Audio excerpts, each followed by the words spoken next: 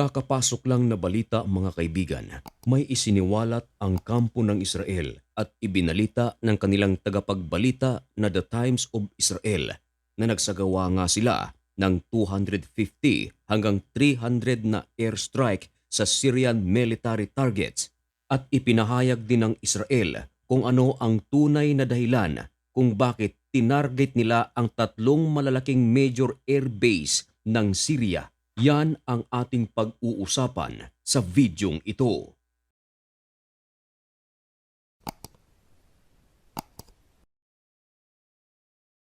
Tama ang iyong narinig, maging ang BBC News ay kinumpirma ang dose-dose ng airstrike ng Israel sa Syria. Naaalala niyo pa ba noong nakaraang araw nang magsalita ang Lebanese officials at ang Syrian officials tungkol sa strike ng Israel na isinagawa sa Syria nitong nagdaang araw? Hindi nagbigay ng komento ang Israel. Pero ngayon, mismong Israel na ang nagulat at ayon sa kanila, nagsagawa sila ng 250 hanggang 300 na mga airstrike sa Syrian military at winasak nito ang tatlong malalaking military airbase ng Syrian government maliban sa mga malalaking military airbase ng Syria.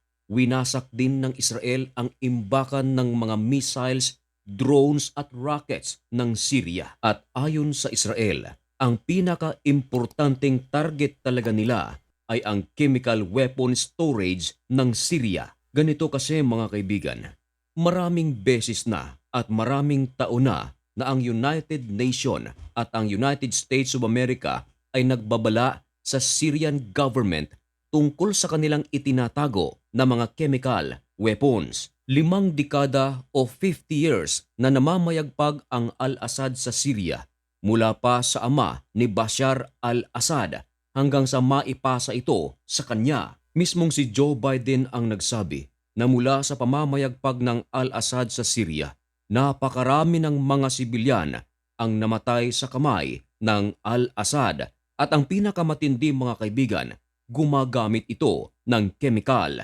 weapons. Ayon sa intelligence report ng United States of America at ayon din mismo sa United Nations, hindi kumpirmado kung ilang mga chemical weapon facilities meron ang Syria. Pero confirm na merong chemical weapon ang Syria at ito ang tinarget ng Israel. Ayon sa ulat ng The Times of Israel, ikinababahala ng Jerusalem na ang nasabing mga chemical weapons ay mapunta sa kamay ng mga rebelde na siyang nagpababa sa pwesto ni Bashar al-Assad dahil posible raw itong gamitin sa mga sibilyan sa Syria at sa mga karatig bansa nito at lalong-lalo na sa Israel. Kaya naman, nagpalipad ng napakaraming warplanes ang Israel sa Syria at tinungo nito ang mga malalaking military bases ng Syria.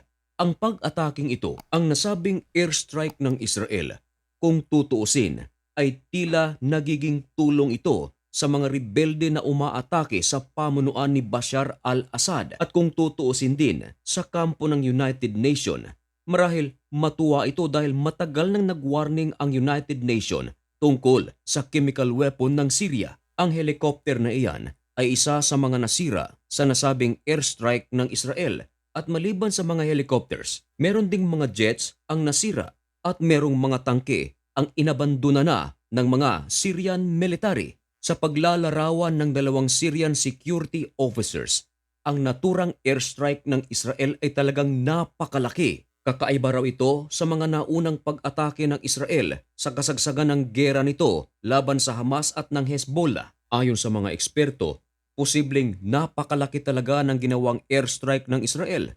Bakit? Dahil sino naman ang magagalit?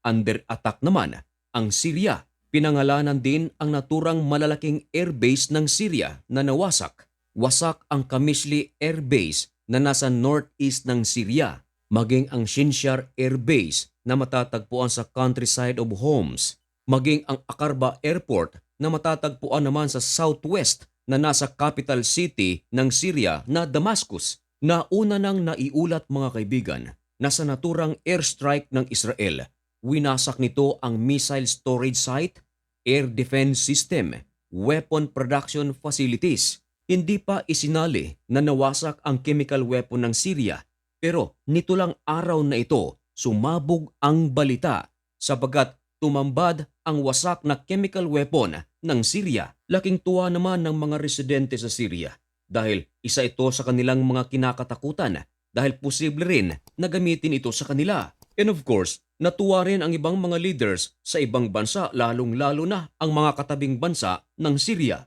Magkaiba naman ang ibinabalita ng ibang news center tulad na lang ng isang British-based war monitor ayon sa AFP. Ang Israel ay gumamit lamang ng 100 airstrikes sa military target sa Syria. Ayon naman sa Western Intelligence, 300 strikes daw ang ginawa ng Israel. Pero ayon naman sa Syrian Observatory for Human Rights na si Rami Abdelrahman na ang Israel ay nagsagawa lang daw ng 100 airstrike. At isa sa mga pinasabog ay ang Barsa Scientific Research Center ng Syria. Pero ganun pa man mga kaibigan, magkaiba man ang number ng strikes na inuulat ng ibang news agencies.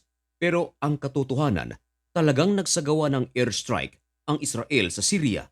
Kahapon lamang, Monday, December 9, merong 3 saksi sa Damascus at ito ay nagpa-interview sa Reuters.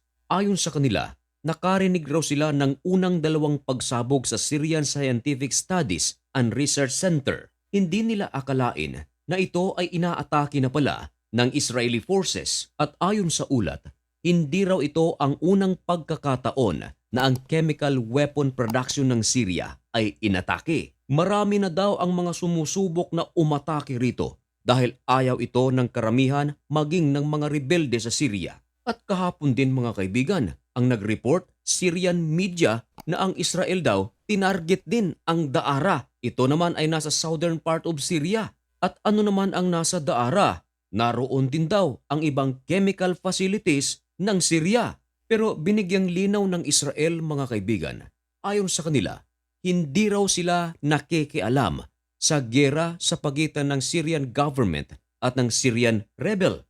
Ang chemical weapon facilities ng Syria ay matagal nang kinokondina ng United Nations at ng ibang bansa. Ipinalalabas ng Israel na ang naturang strike sa mga chemical weapons ng Syria ay walang kinalaman sa giyera sa pagitan ng military ng Syria at ang mga rebelde nito. Maliban sa Israel, maging ang United States of America ay nagsagawa rin ng isang napakalaking airstrike sa Syria. Dose-dosena namang airstrike ang isinagawa ng US at ito ay nasa sentro ng Syria. Kaya kung susumahin, talagang napakalaking lugar sa Syria ang napailalim sa pag-atake. Antabayanan lamang ang mga pinakabagong pangyayari dito sa Middle East, sa Pilipinas at sa buong mundo. Dito lang sa Usapang Banal.